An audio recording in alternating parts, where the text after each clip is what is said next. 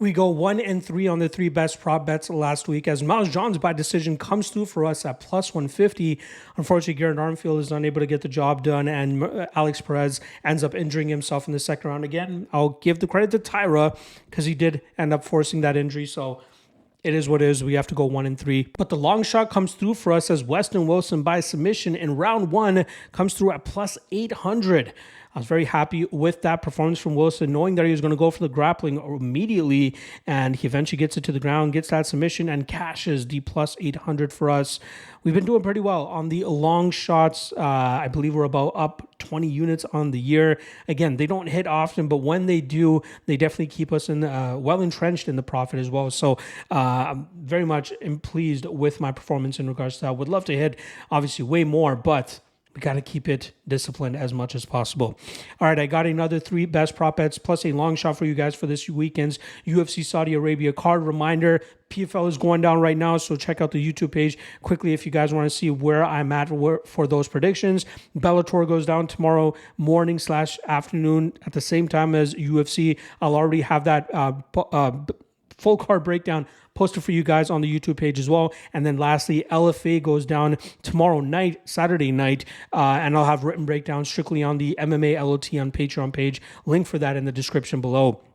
All right, without further ado, let's get into the three best prop bets. The first of which is going to be the it's hard to call plus money chalky, but it's the chalkiest of them. With Fakardinov by decision at plus 100, I think we'll see him put on a grappling clinic here over Nicholas Dalby, who was getting out-grinded and outworked by Gabriel Bonfim in his last fight. He managed to outlast him, cause Bonfim to gas out, and eventually finished him at the end of the second round. But I think we'll see Fakardinov showcase a little bit better gas tank management and a little better control, which will allow him to showcase his superior gas tank over the course of 50 minutes to still get his hand raised on by decision. So plus 100 on a fighter that's around minus 330 on the money line. Not too bad of a shot. Second best prop bet is going to be Johnny Walker by decision at plus 420. Now, he was originally known as a headhunter, but during that 3-fight winning streak that he was on, we saw a little bit more calm and disciplined approach from him, especially in that Anthony Smith fight, where he did a great job in terms of utilizing his footwork and his hand speed and his athleticism to really keep Anthony Smith at the end of his punches and kind of whiffing at air as well. I think Oezdemir showcases a plodding, stalkering type fighting approach, especially with trying to implement his power and his leg kicks. But I think we'll see Walker traverse the cage very well here, staying away from the big power of Oezdemir and eventually chipping away at him and winning this fight on the scorecards.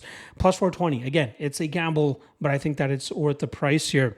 And lastly, we got Robert Whittaker inside the distance at plus 180. Now, I don't think that this is one of those spots where we'll see Whittaker just one-shot KO Ali Askarov. I think this is going to be one of those instances where we see him outlast Ali Askarov. Reminder, Ali Askarov taking this fight on a week's notice, flying originally from Las Vegas, where he was thinking he was going to fight last weekend, to Saudi Arabia now, and tacking on another 2 rounds, and tacking on the experience level that he's going to have to go up against here compared to Antonio Tricali, who he was scheduled to face last week. So I think that we'll see Whittaker showcase solid takedown defense, a better striking approach as well, and then eventually start to drown Ali Askarov in the second and third rounds, where he should eventually get the finish, probably round 3, round 4, or round 5. The long shot for you guys, let's see if we can go 2 for 2 now. We're going to have Magomed Gadzhiev by decision at plus 750. Now, my official prediction for this was Gadzhiev getting a late finish, but I think at plus 750, it's worth a little bit of a shot, considering that we see Gadzhiev struggle to put some of these higher level guys away compared to the tomato cans that he's been crushing on the regional scene. When he is finally fighting some resistance, it takes him a little bit longer to establish his dominance, and that still leaves openings for him to potentially end up getting his hand raised on the scorecards.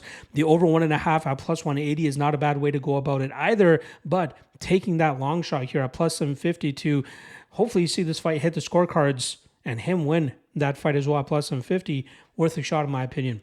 All right, that's a wrap on all the UFC, Bellator, and PFL content for this week. I will see you guys Saturday after the fights for my immediate reaction podcast. Good luck on all your action, folks, and I'll see you guys then. Peace.